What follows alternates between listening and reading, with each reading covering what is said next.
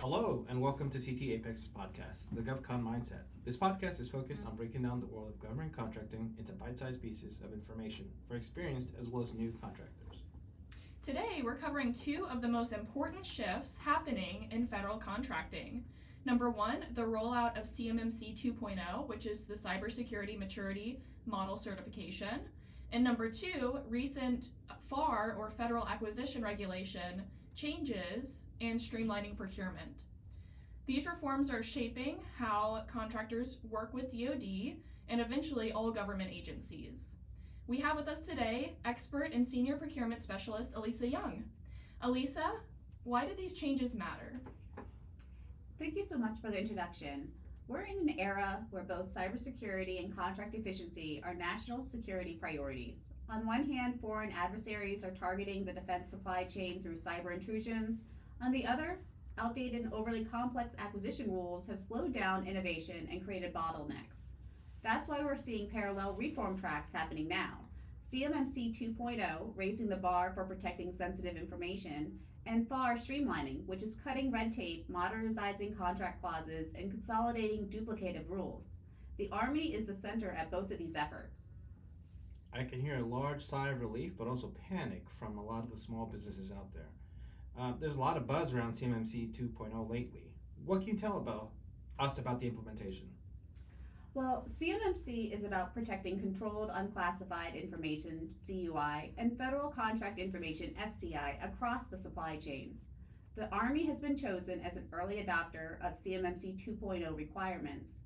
You can see pilot contracts that are going out this year that just started yesterday, October 1st, which is the resetting of the government's fiscal calendar year.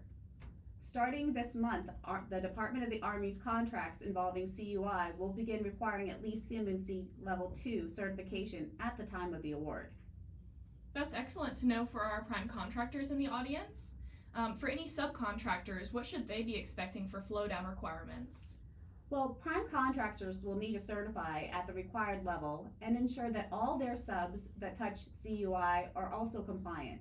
Subs and small businesses must prepare now. Many will need third-party assessments under CMMC Level 2, and at Level 1, self-attestation remains an option for the very basic FCI, but the vast majority of Army contractors will need higher levels.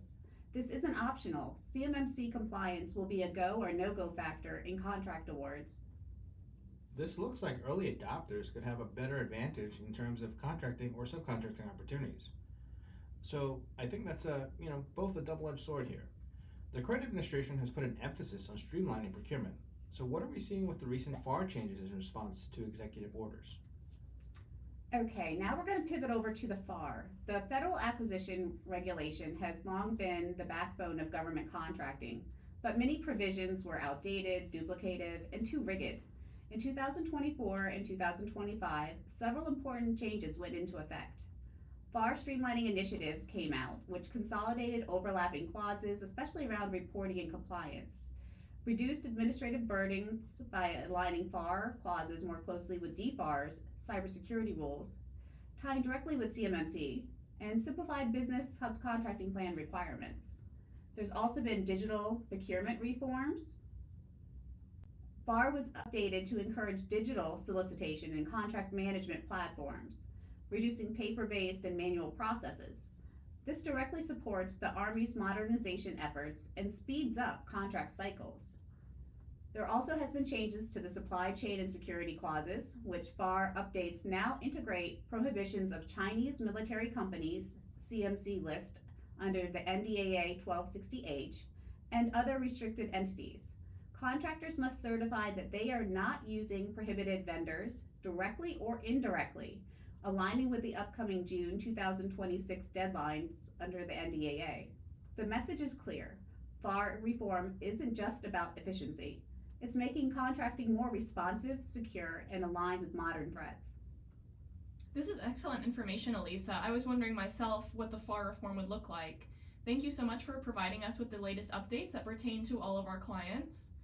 Now I'm wondering, how do all of the policies we just learned about work together? Okay, here's how we can look at the big picture and put it together. CMMC 2.0 secures the data. FAR streamlines, simplifies compliance. integrates cybersecurity and supply chain restrictions, and cuts down outdated rules. Both are rolling out starting with the Department of the Army as the lead test case before the full Department of Defense adoption. For contractors, this means that you can expect Army solicitations to reference both CMMC certification and new streamlined FAR clauses. Compliance will no longer be fragmented. Cybersecurity, supply chain vetting, and contract performance requirements will be woven into a single set of obligations. That's a lot for small businesses to take on. So what should contractors do now? If you're preparing to do business, especially with the Department of the Army, here are some basic steps. Number one, get cybersecurity ready by conducting a NIST 800-171 gap analysis, update policies within your organization, and plan for CP3AO assessments. You should also review contracts for the FAR changes. Look for new clauses on digital procurement, supply chain vetting, and subcontracting plans. And you should also engage with your supply chain. Talk to your subs and your vendors. Make sure that they're not only cyber secure, but also compliant with new prohibitions under FAR and NDAA. And also to wrap up, the Army's implementation of CMMC 2.0 and FAR streamlining reforms represents the future of defense contracting. Stronger cybersecurity, simplified compliance, and cleaner supply chains are no longer optional. They're prerequisites for doing business with the government. Thank you so much, Allisa, for joining us today and sharing your expertise. We appreciate having you. Now I'd like to share a heads up with our audience. National Apex Day is coming up and will be observed on October 8th. It's a day that's dedicated to celebrating the incredible work of Apex accelerators across the nation, but more importantly, the phenomenal small businesses that they empower. If you're a small business owner, an entrepreneur with a big dream, or just someone who loves to see innovation thrive, then you know the value of good support. That's exactly what we aim to provide as an Apex accelerator. We know that navigating the world of government contracting, understanding regulations, finding the right resources, it can be puzzling. Apex Accelerators, formerly known as PTACs, are here to be your guide, your mentor, and your advocate. We are funded in part by a cooperative agreement with the Department of Defense and are designed to help businesses like yours win government contracts. This National Apex Accelerator Day 2025, we want to hear from you. Celebrate with us. If you have attended one of our recent workshops like the Doing Business with Tribal Government, the panel discussion with the state's leading manufacturers, or Connecticut's first ever Navy Week, if you've received one-on-one counseling, or if you've successfully landed a contract with the help of an Apex Accelerator, we want to know, what was your experience working with us? Which of these services was the most helpful to you? And what types of events would you like to attend in the future? We've seen countless success stories from small tech startups securing innovative funding to a local bakery providing services to a government agency. These cases aren't just transactions. They're about creating jobs, boosting local economies, and strengthening our industrial base, one small business at a time. Please reach out to us at info@ctapex.org with your success stories. If you'd like to be notified for future episodes, please consider subscribing to the CTA Apex channel and turning on notifications by hitting the bell icon, or staying up to date on our social media. This was Andres Carvache And Meredith Glasgow on Connecticut Apex. Thank you for tuning in to the GovCon Mindset, empowering your government contracting journey one insight at a time. Until next time, stay focused and keep moving forward.